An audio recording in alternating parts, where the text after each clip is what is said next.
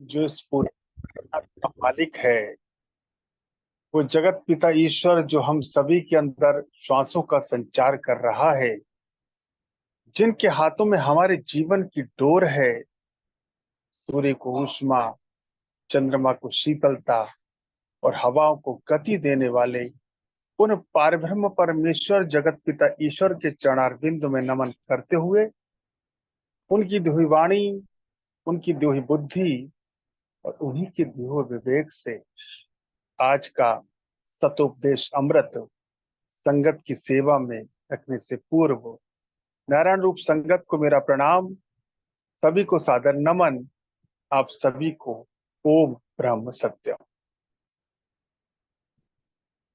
देवियों सज्जनों, हम सभी निश्चित ही परम सौभाग्यशाली हैं। ईश्वर की हम सभी पर असीम अनुकंपा है कि हमें पूज्य सतगुरुदेव महात्मा मंगत राम जी का मार्गदर्शन, उनके वचन सुनने का, उनका उनके सत्संग में सम्मिलित होने का, सत्संग श्रवण करने का, सत्संग करने का अवसर मिल रहा है।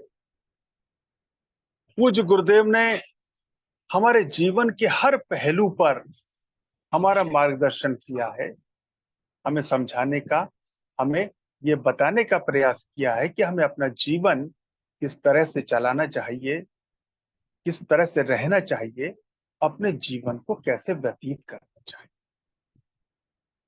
जीवन गाथा में पूज्य गुरुदेव ने अपने सतोपदेश अमृत के माध्यम से विभिन्न विषयों पर, विभिन्न पहलुओं को छूते हुए हम सभी का मार्गदर्शन किया है, हम सभी को समझाया है, हम सभी को बताया है।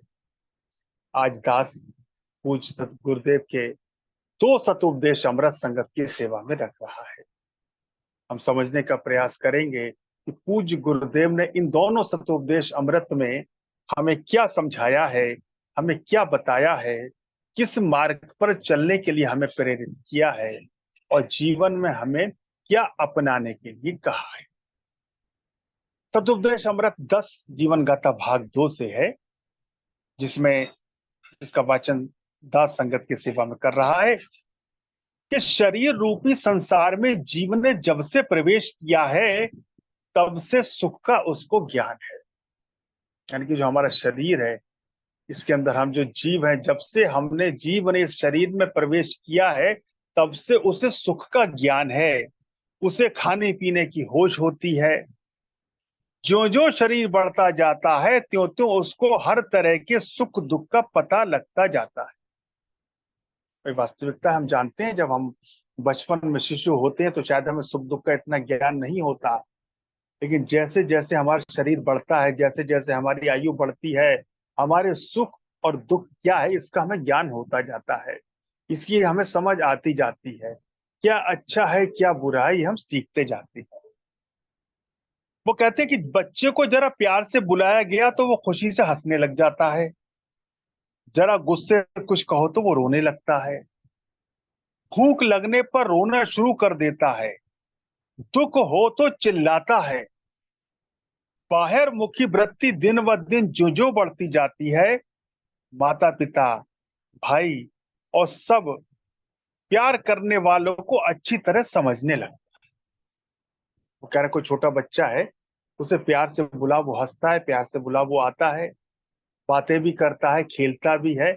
इधर आप उसे गुस्से से बुलाएं, उस पर गुस्सा करें तो वो नहीं आता, वो रोने लगता है, वो चिल्लाने लगता है, क्योंकि उसे अच्छे बुरे का ज्ञान होने लगता है।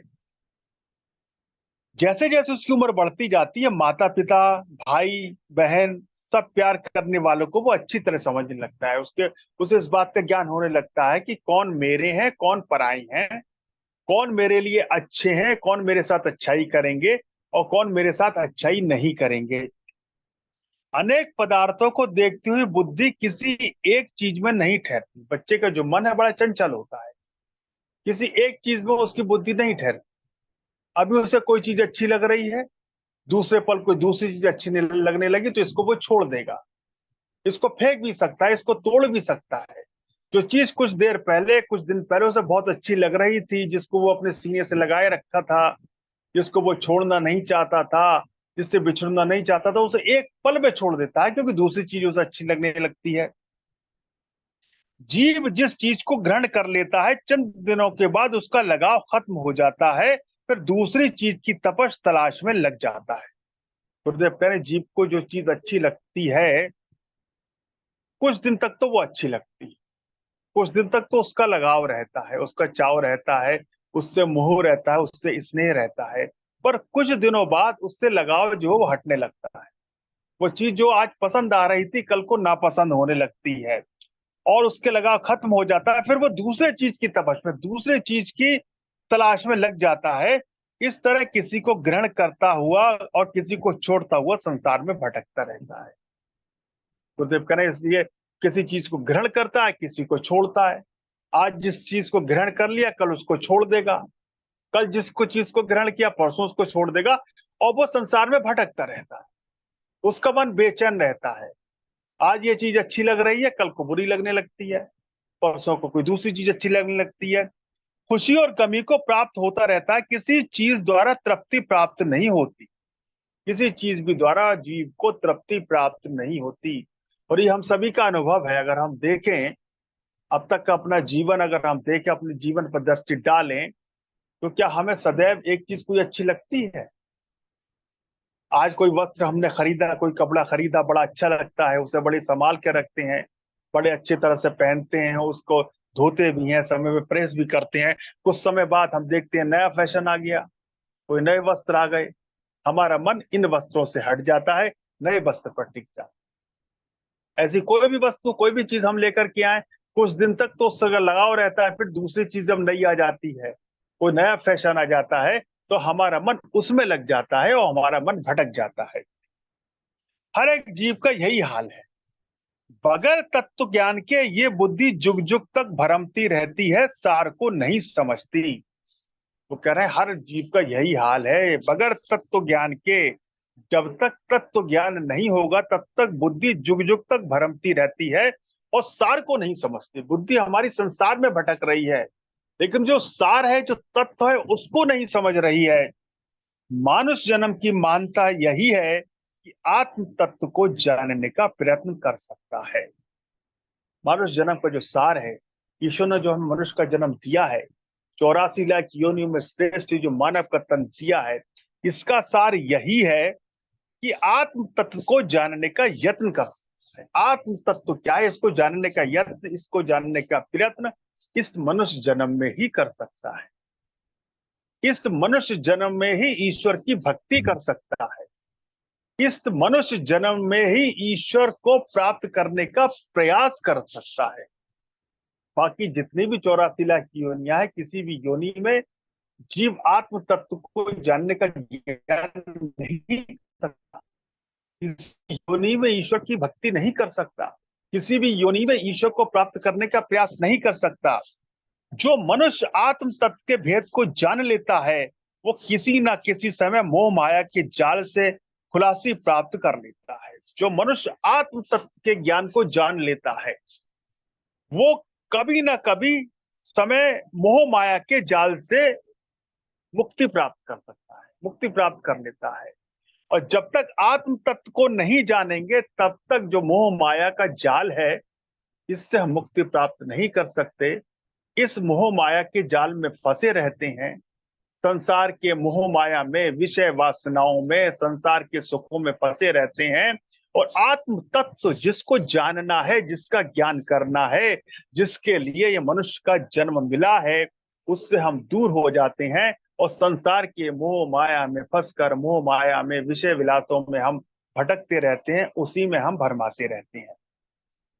बार बार ऐसी सत सोच और ऐसा सत यत्न धारण करना चाहिए, ऐसा विचार करना चाहिए कि जीव आया कहां से है और जाना कहां है। आखिर हम कहां से आए हैं, कहां से आया, कहां को जाए, कौन तेरो मुकाम।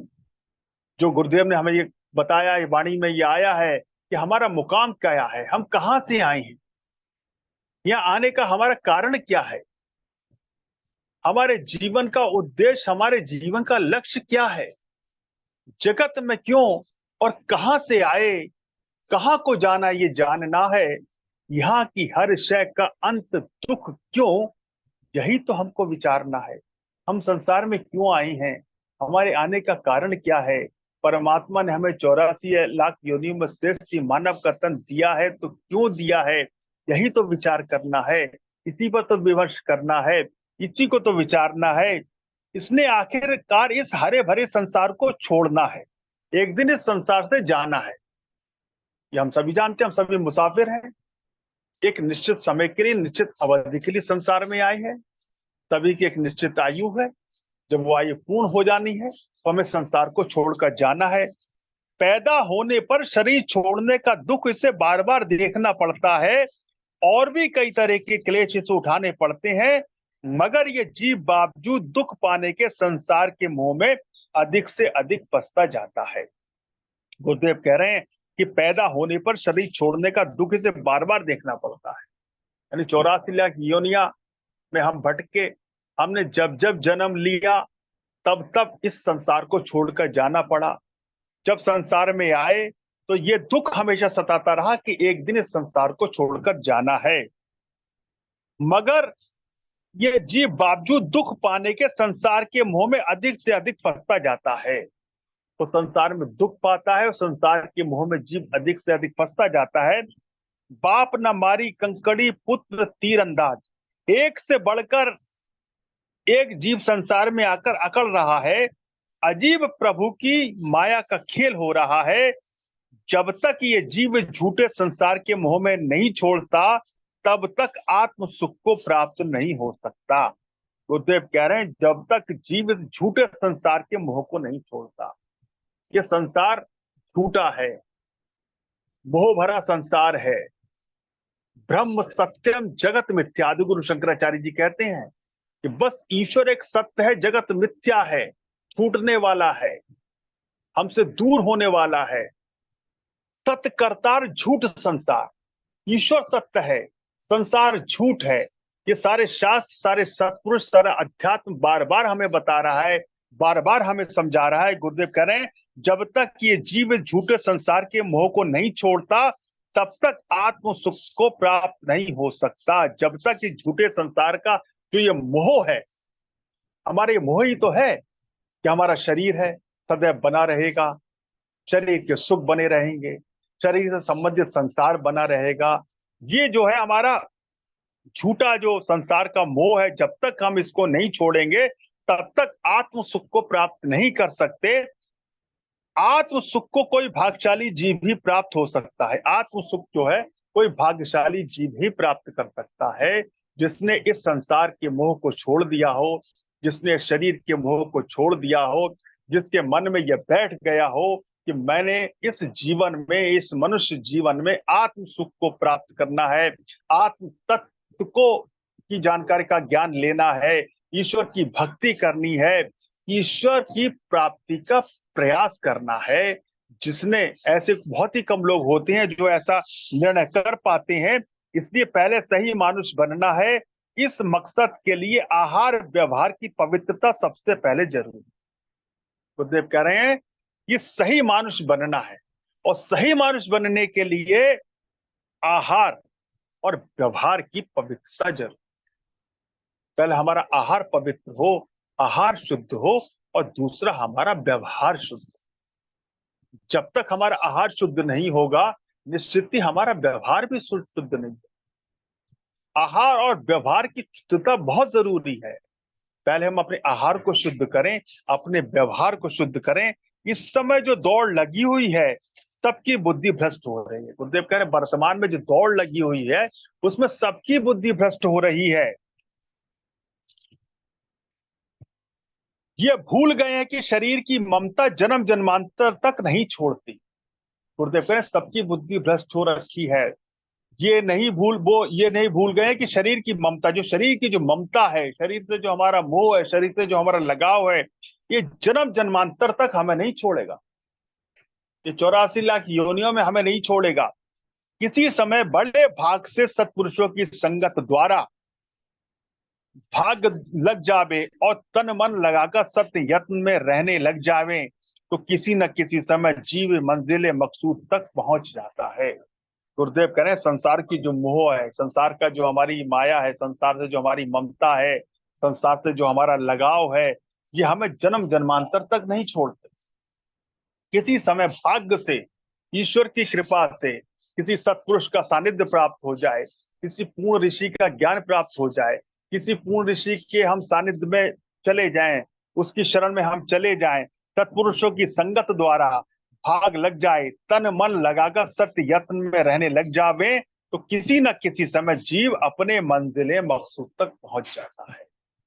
ऐसा बड़ा ही बिरले लोग कर पाते हैं जिनकी ईश्वर की कृपा होती है, सत्पुरुषों का जिन्हें आशीर्वाद मिलता है, और जो अपने निश्चय में पक्के होते हैं कि मुझे मोह माया से दूर होना है, ममता से दूर होना है, मुझे तो अपने जीवन का उद्देश्य ईश्वर प्राप्ति बनाना है।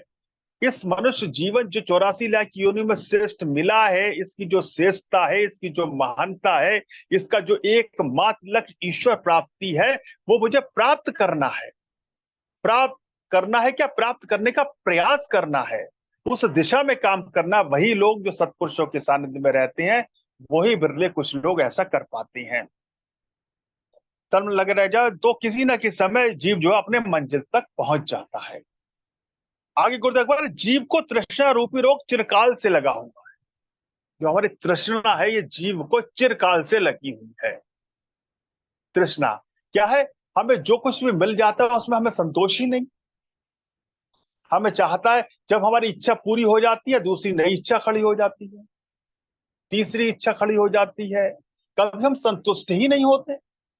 हमें कितना ही मिल जाए, उसके बाद भी जो हमारी मन की तृष्णा है, जो हमारा मोह है, संसार के प्रति जो हमारा लगाव है, वो कभी कम नहीं होता। गुरुदेव कह रहे हैं, जीव को तृष्णा रूपी रोग चिरकाल से लगा हुआ है। इस रोग की दवाई प्रभु का सतनाम ही है। इस तृष्णा रोग की दवाई संसार में नहीं है। इस तृष्णा रोग की जो दवाई है, वो प्रभु का नाम है, सतनाम है, सत्संग है, सत्सिमरण है, ईश्वर की भक्ति है। सतनाम ही मन बुद्धि को नेचल करने वाला है। ईश्वर सबको अनुराग देवे, ताकि सतनाम परायण जीवन बिताकर संसार में आना सफल कर सके। जब सत्संग हो चुका, तब प्रेमी गिरधारी लाल जी ने बताया कि डॉक्टर साहब आए। तो देखिए, गुरुदेव के सत उपदेश अमृत का अगर सार हम देखें, तो गुरुदेव ने यही बताने का प्रयास किया, हम यही समझाने का प्रयास किया है कि ईश्वर ने जो हम पर इतनी कृपा करी है, हमें ये मानव का तन दिया है, दोबारा मिले ना मिले इसकी कोई गारंटी नहीं। तो इस मानव जीवन का जो सार है, जो मानव जीवन का उद्देश्य है, जो मानव जीवन का जो लक्ष्य है, वो संसार को प्राप्त करना नहीं है, संसार के मोह माया में, संसार की विषय वासनाओं में उलझना नहीं है। इसका जो सार है, जो उद्देश्य है, वो ईश्वर की प्राप्ति है। अपनी तृष्णा को मिटाना है। हमारा मोह जो संसार से है, उसको दूर करके, उसको हटाकर इसको प्रभु चरणों में लगाना है। और यह तभी संभव हो सकेगा जब हम सत्पुरुषों के मार्गदर्शन को अपने जीवन में धारण करें। हम सत्पुरुषों को मानते हैं, सत्पुरुषों की नहीं मानते। हम शास्त्रों को मानते हैं, शास्त्रों की नहीं मानते। हम अध्यात्म को मानते, अध्यात्म की नहीं मानते।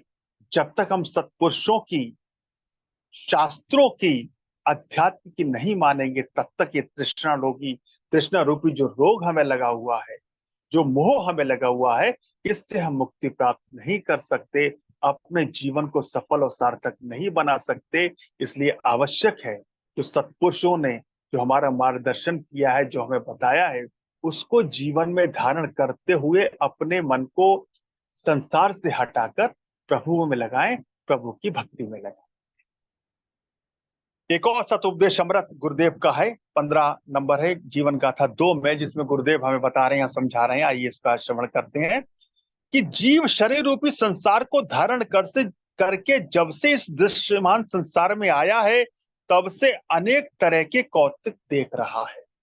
यानी करें, जीव शरीर रूपी संसार, शरीर जो है ये संसार है, जीव को जब ये शरीर रूपी संसार मिला, जब से जीव शरीर रूपी संसार में आया है, तब से इस दृश्यमान संसार में, तब से अनेक प्रकार के कौतुक देख रहा है। जब से हमने होश संभाला, हम देख रहे हैं संसार में कितने प्रकार के कौतुक हो रहे हैं। रोज नई घटनाएं होती हैं, रोज नए चमत्कार होते हैं, रोज नई नई बातें होती हैं। तो हम देख रहे हैं ना, जो हमने कल देखा था, आज कुछ और नया देख रहे हैं, आने वाले कल में कुछ और नया देखेंगे। जो भी जीव आता है संसार को सब कुछ समझकर उसमें लिप्त हो जाता है। जो भी जीव आता है समझता है जो कुछ है ये संसार ही है, यही मेरा है, यही मेरा स्वरूप है, इसमें आकर के वो लिप्त हो जाता है। यह संसार अद्भुत मेला है। जो आता है इसको देखकर मोहित हो जाता है। कोई विचारमान विवेकी जीव इस चक्कर को देखकर विचार करता है, ये क्या बना हुआ है, किसने इस हरे भरे फले फूले बाग की रचना रची है। इसमें सैर करने वाले तो हजारों आते हैं, मगर कोई बिरला ही एक आध इस बाग के लगाने वाले माली के मुतालिक विचार करता है। बड़ी महत्वपूर्ण बात है। गुरुदेव कह रहे हैं कि जब से जीव शरीर रूपी संसार में आया है, नित नए कौतुक देख रहा है। जो भी जीव आता है संसार को सब कुछ समझकर उसमें लिप्त हो जाता है, सब कुछ समझता है, संसार उसमें लिप्त हो जाता है। यह संसार अद्भुत मिला, जो आता है इसको देखकर मोहित हो जाता है। कोई विचारवान विवेकी ही इस बात पर विचार करता है कि ये क्या बना हुआ, किसने इस हरे भरे फले फूले बाग की रचना रची है। आखिर किसने ये सुंदर संसार बनाया है, कोई बिरला ही इस पर विचार करता है।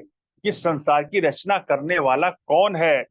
इसमें सैर करने वाले तो हजारों आते हैं, संसार में सैर करने वाले तो हजारों आते हैं, आए और चले गए, लेकिन कोई बिरला ही इसको बनाने वाले पर विचार करता है। कोई बिरला ही एक आध इस बाग के लगाने वाले माली के मुतालिक विचार करता है। अर्थात इस संसार को किसने बनाया है, कोई बिरला ही उस परमेश्वर के बारे में, उस ईश्वर के बारे में विचार करता है। आम जीव तो उसमें आकर मेला देखकर वाहवाह करते चले जाते हैं।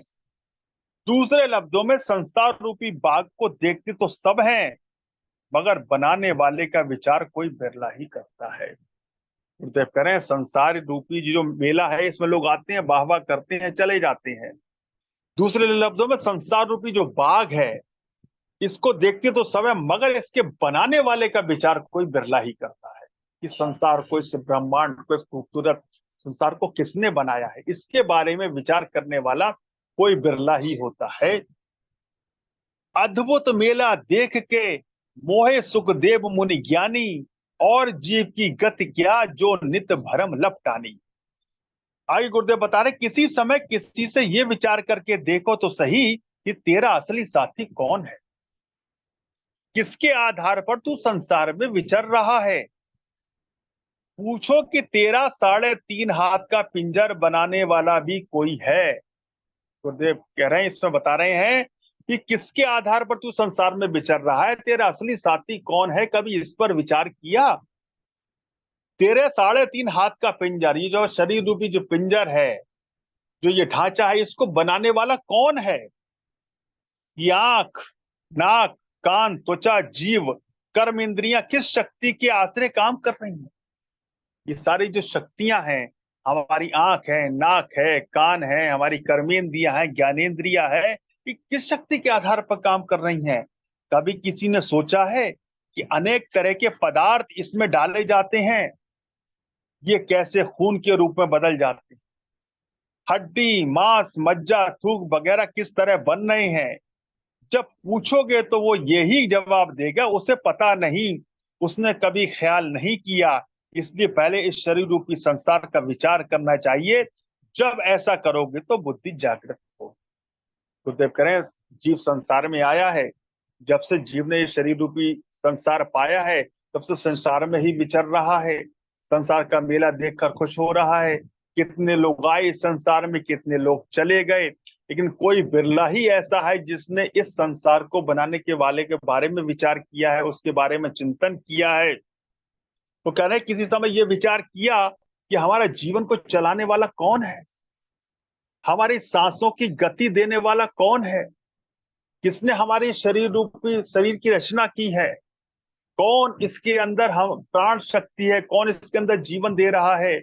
हमारे विभिन्न अंग, हमारी आंख, नाक, कान, गला, कर्मेंद्रिया, ज्ञानेंद्रिया आखिर कैसे काम कर रही हैं। कितने पदार्थ इसमें डाले जाते हैं, कितना हम खाते हैं, कभी सोचा है कैसे वो उसका रक्त बनता है, कैसे उसकी हड्डी बनती है, कैसे वो शरीर के संचालन करने में किस तरह से मदद करते हैं। अगर किसी से पूछो तो यही कहेगा उसे पता नहीं, उसे कभी ख्याल नहीं किया। इसलिए पहले शरीर रूपी संसार का विचार करना चाहिए। जब ऐसा करोगे तो बुद्धि जागृत होगी। ये शरीर रूपी संसार का विचार करें कि कैसे ये चल रहा है, इसको चलाने वाला कौन है। जब ऐसा हम सोचेंगे तब हमारी बुद्धि जागृत होगी। गुरुदेव कह रहे सत्संग में शरीर आत्मा परमात्मा का ही निर्णय हुआ करता है। सत्संग में जो है वो शरीर आत्मा और परमात्मा का ही निर्णय हुआ करता है। पहले ऋषियों के जमाने में जब मिलकर बैठा करते थे तो ज्यादातर आत्म संबंधी विचार हुआ करते थे। सत्संग को मेला समझकर नहीं आना चाहिए। गुरुदेव कह रहे हैं सत्संग में जीव आत्मा और परमात्मा का ही विचार होना चाहिए। सत्संग को ये मेला समझकर, कोई मनोरंजन का साधन समझकर नहीं आना चाहिए। इस जगह आकर जिंदगी और मौत का विचार सुनना है। सत्संग में आकर क्या करना है? जिंदगी और मौत का विचार सुनना है। जीवन शक्ति का विचार ही असली जिंदगी देने वाला है। इधर कोई बड़े बड़े संस्कृत के श्लोक नहीं सुनाए जाते। गुरुदेव कह रहे हैं सत्संग में कोई बड़े बड़े सत्संग के श्लोक, संस्कृत के श्लोक नहीं सुनाए जाते। यहाँ जिंदगी और मौत का विचार करना है। यहाँ जीव आत्मा और परमात्मा का विचार करना है। ये लंबा चौड़ा पढ़े हुए ने मोटी मोटी बातें जिंदगी और मौत के मुतालिक समझाने वाली की जा रही हैं। शरीर की सेवा पूजा में हर शरीरधारी लगा हुआ है। हर शरीरधारी, हर जीव अपनी शरीर की सेवा पूजा में ही लगा हुआ है। हम जितना भी कर्म कर रहे हैं, जो भी काम कर रहे हैं, उसका सार यही है, अपने शरीर की ही पूजा कर रहे हैं। शरीर को ही पूज रहे हैं, शरीर को ही पुष्पित और पल्लवित कर रहे हैं, इसी को पोषित कर रहे हैं। जन्म से मरने तक इस शरीर की जीवों के अंदर की सोच बनी रहती है। सिर्फ मनुष्य ही नहीं बल्कि पशु और जड़ योनियों के जीव भी बढ़ने और फैलने की कोशिश करते रहते हैं। किसी वृक्ष को ही देखो, इसे भी आसमान की तरह ऊंचा यत्न करते और फैलते हुए पाओगे। उस पर भी बहार और खिजा का असर होता देखोगे। किसी और पशु जड़ योनि को देखो, उसका भी ऐसा ही हाल पाओगे।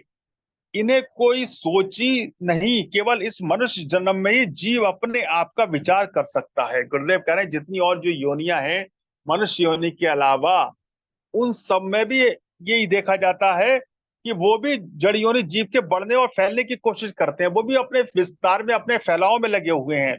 किसी वृक्ष को देखो, वो भी आसमान की तरह ऊंचा होना चाहता है और फैलता हुआ है, तो उस पर भी बहार और खिजा का असर होता है। उस पर भी, पेड़ पर भी जो बहार, जो मौसम है उसका असर होता है, धूप का, बरसात का, ठंड का, उस पर भी असर होता है। कोई सोच ही नहीं, केवल मनुष्य जन्म ही जीव अपने आप का विचार कर सकता है। केवल मनुष्य जन्म ही ऐसा है जिसमें जीव अपने आप का विचार कर सकता है, आत्म तत्व का विचार कर सकता है, आत्मज्ञान को प्राप्त कर सकता है, अपने जीवन को श्रेष्ठ बना सकता है, ईश्वर भक्ति कर सकता है, ईश्वर प्राप्ति का प्रयास कर सकता है।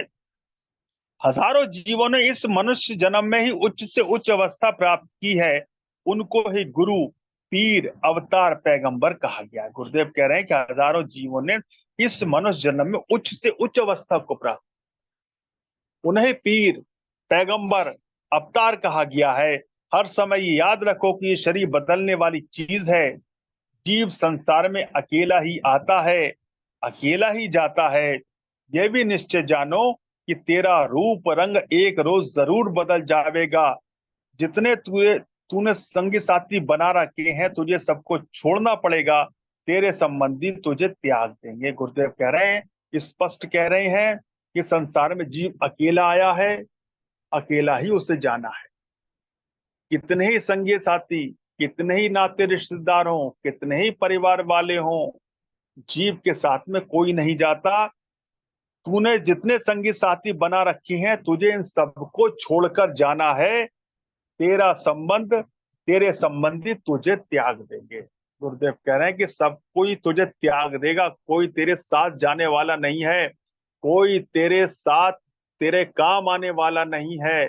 तेरे साथ जाने वाला, तेरे साथ जो काम आने वाला है वो ईश्वर है, वो परमेश्वर है, वो परमात्मा का नाम है। तो सार निर्णय यही है इन दोनों सतोपदेशों का कि इस नश्वर संसार में बस ईश्वर का नाम ही सत्य है, बाकी सब मिथ्या है। जितना हम ईश्वर का नाम ले लें, जितना हम सत्संग कर लें, जितना ही सिमरण कर लें, जितना ही चिंतन कर लें, जितने ही प्रभु के नाम का भजन कर लें, वही हमारा अपना है और वही हमारे साथ भी जाना है। सांसारिक माया मोह में फंसकर भौतिक सुखों को भोगते हुए हम उन परमेश्वर को भूल जाते हैं जो हमारी सबसे बड़ी भूल है। अरे ये भौतिक सुख, ये सांसारिक सुख क्या हमारे अपने होंगे, जबकि ये शरीर भी तो हमारा अपना नहीं है। यही सत्यता है, हकीकत है, कड़वा सच है कि क्षिति जल पावक गगन समीरा, पंच तत्व से बना शरीरा, एक दिन पंच तत्व में मिल जाएगा और संग में तेरे बंदे बस प्रभु का नाम जाएगा। इसीलिए कहा है कि श्वास श्वास से राम भज और व्यर्थ श्वास ना खोए, ना जाने इन श्वास को फिर आवन होए। ईश्वर की दी अनमोल इन अनमोल श्वासों से उन्हीं के नाम का गुणगान, उन्हीं के नाम का सुमिरन, उन्हीं के नाम का भजन, उन्हीं के नाम का चिंतन होता रहे। इसी मंगल कामना के साथ मैं अपनी वाणी को विराम देता हूँ। ओम ब्रह्म सत्यम सर्वधा।